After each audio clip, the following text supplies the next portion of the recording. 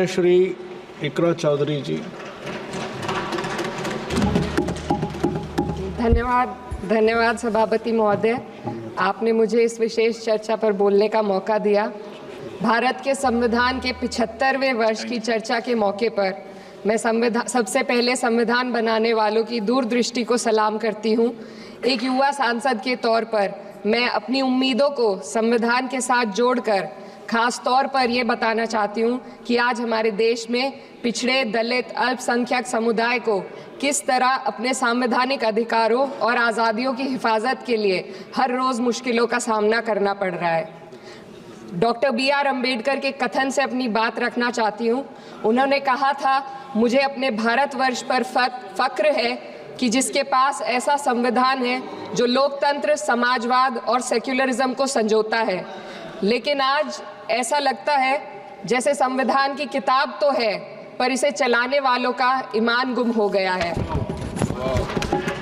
आज हिंदुस्तान में हर वर्ग को किसी न किसी चुनौती का सामना करना पड़ रहा है, मगर अल्पसंख्यक खासतौर पर मुसलमानों पर जो कहर टूटा है वो किसी से छुपा नहीं है। ये लोग सिर्फ अपने मजहबी पहचान की वजह से निशाने पर हैं।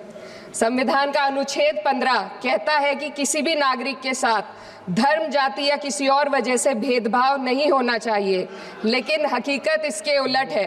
हालात इस कदर बिगड़ चुके हैं कि hate speech, mob lynching, bulldozer द्वारा घरों को गिराने की घटनाएं आम हो गई हैं, खास तौर पर उत्तर प्रदेश में, जहां ऐसा लगता है जैसे कानून के नाम पर जंगल राज चल रहा हो। संभल में जो हुआ वो सबके सामने है। पुलिस के संरक्षण में निर्दोष लोगों की हत्या की गई और सरकार ने चुप्पी साध ली। अल्पसंख्यकों पर हिंसा बढ़ती जा रही है, मगर सत्ता में बैठे लोग या तो आंखें मूंदे हुए हैं या फिर इन घटनाओं को बढ़ावा दे रहे हैं। हद तो तब हो जाती है जब न्यायपालिका की बात भी अनसुनी कर दी जाती है। सुप्रीम कोर्ट ने मॉब लिंचिंग पर 11 सूत्रीय निर्देश जारी किए थे। इसमें साफ कहा गया था कि राज्य सरकारें और पुलिस इस तरह की घटनाओं को रोकने और दोषियों पर सख्त कार्रवाई करने के लिए जिम्मेदार हैं, लेकिन आज भी इन निर्देशों पर अमल नहीं हो रहा है। हाल ये है कि मॉब लिंचिंग को रोकने की बजाय सत्ता में बैठे लोग आग में घी डालने का काम कर रहे हैं। उनकी जुबान से ऐसी बातें निकलती हैं जो नफरत को और बढ़ावा देती है। ये अशांति अब इतनी गहराई तक फैल चुकी है कि हमारे समाज के धर्मनिरपेक्ष चरित्र पर गंभीर सवाल उठ रहे हैं। साल की शुरुआत में ही कई राज्यों में दुकानदारों को अपने नाम बोर्ड पर लगाने के लिए मजबूर किया गया। इसे सेहत और सुरक्षा के कानूनों का हिस्सा बताया गया, मगर असल मंशा कुछ और थी। ये कदम खास तौर पर मुसलमान दुकानदारों को निशाना बनाकर उठाया गया ताकि उनकी रोजी रोटी पर चोट की जाए। पिछले हफ्ते मुरादाबाद में एक मुस्लिम डॉक्टर को हिंदू बहुल्य मोहल्ले में घर खरीदने पर विरोध झेलना पड़ा।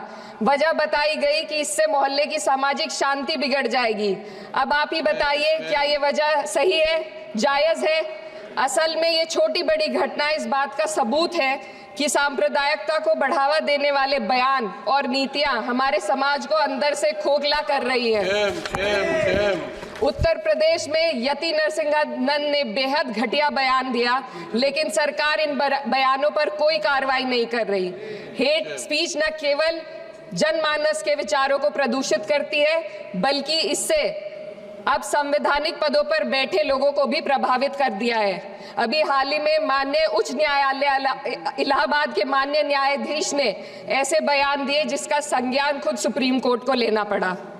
संविधान के अनुच्छेद 29 और 30 ने अल्पसंख्यकों को उनके मजहबी और सांस्कृतिक हक दिए हैं ताकि वो अपनी पहचान को बचा सके और अपने संस्थान चला सके, लेकिन आज उन्हीं हकों पर हर तरफ से चोट की जा रही है। वक्फ जैसे बिल लाकर उनके धार्मिक अधिकारों को छीनने की कोशिश की जा रही है। आज अल्पसंख्यक समुदाय को संविधान द्वारा दिए गए अपने बुनियादी अधिकार पाने के लिए लंबी लड़ाई लड़नी पड़ रही है। ऐसे कई मामले अदालत ने न्याय देकर संविधान की रक्षा की है, लेकिन अदालती प्रक्रिया में जो समय लगता है उसकी वजह से देश के सामाजिक ताने बाने को भारी नुकसान उठाना पड़ता है। मिसाल के तौर पर इलाहाबाद हाई कोर्ट ने 2004 के मदरसा एक्ट को रद्द कर दिया था, जिससे मदरसों के संचालन पर सवाल उठे।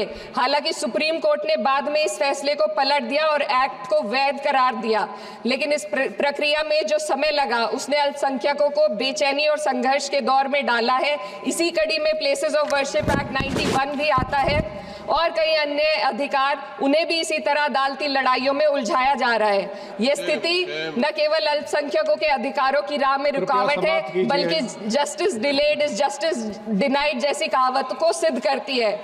मैं इस सदन से दुनिया भर के अल्पसंख्यकों की आवाज उठाना चाहती हूँ, खास तौर पर हमारे पड़ोसी देश बांग्लादेश में अल्पसंख्यकों के साथ जो हो रहा है वे दिल को गहरे तक चोट पहुंचाने वाला है। उनकी जान माल की हत्या की जा रही है। बांग्लादेश हो या हिंदुस्तान हो या कोई और देश, अल्पसंख्यकों की सुरक्षा, इज्जत और अधिकारों की हिफाजत हर सरकार की सबसे पहली जिम्मेदारी होनी चाहिए। मैं इस सदन से अपने देश के अल्पसंख्यकों के साथ बांग्लादेश के पीड़ित अल्पसंख्यकों की आवाज को एक साथ उठाना चाहती हूँ। ये वक्त की पुकार है कि हम सब मिलकर ये सुनिश्चित करें कि किसी भी इंसान को उसकी पहचान या मजहब के कारण डरकर जीने पर मजबूर ना होना पड़े। जहाँ हक छीने जाते हैं वहाँ अमन खो जाता है। ये बात हर सरकार को समझनी चाहिए। अगर हम सच में अपने संविधान का सम्मान करना चाहते हैं तो हमें नफरत और भेदभाव को खत्म करना होगा। हमें ये दिखाना होगा कि ये मुल्क हर वर्ग, हर जाति, हर धर्म और हर समुदाय का है, और जब तक ऐसा नहीं होगा तब तक संविधान की आत्मा सिसकती रहेगी। सर, अपनी बात को खत्म करते हुए मैं एक शेर अर्ज करना चाहती हूँ। ये दाग दाग उजाला, ये शब गजीदा शहर, वो इंतजार था जिसका, ये वो शहर तो नहीं। लेकिन अगर इस सदन में बैठे हम सभी सदस्य ये ठान ले कि हमें संविधान के मूल्यों को लागू करना है और उसे लागू करने का प्रयास करें, तो वह सुबह जरूर आएगी जिसके लिए लाखों भारतवासियों ने अपने जानों की कुर्बानी दी थी।